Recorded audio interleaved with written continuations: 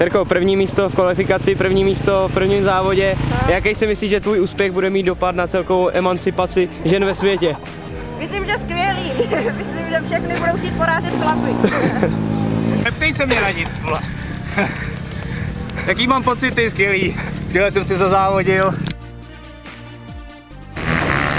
56 Lukáš Matena, že byl zradil jeho stroj Wiesberg. Lukáši, co se stalo? Řetěz! A kde je? Víš aspoň, kde skončil? Ten by si měl pověsit. Ne, ten řetěz už vidět nechci.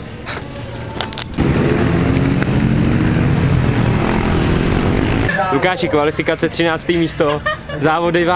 Co se stalo, jak to, že tam poslal? Nová guma je sen prostě.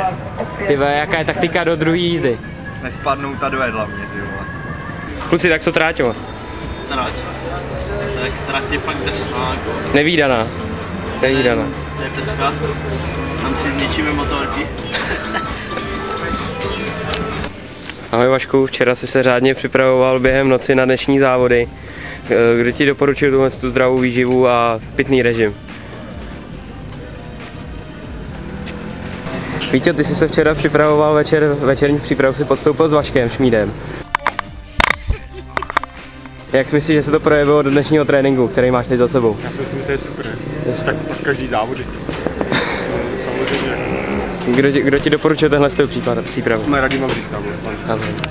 Mě to přikázal. Ano. Nemáš mokrou v kombinéze.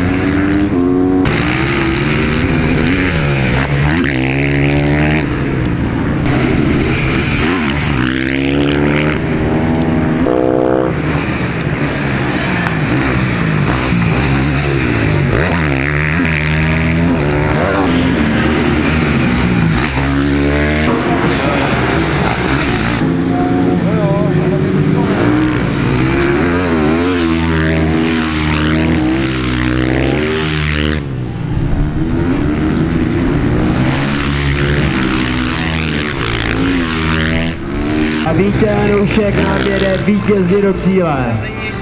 Na to, že se včera možral jako prase, je to luxusní výsledek.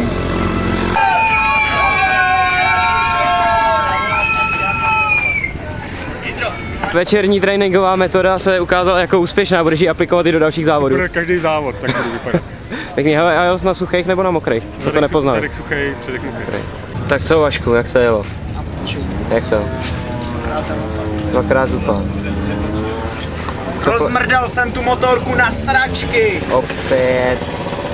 Jaká je taktika do druhé jízdy? Rozmrdat jí zase na sračky, ať z toho nic nezbyde.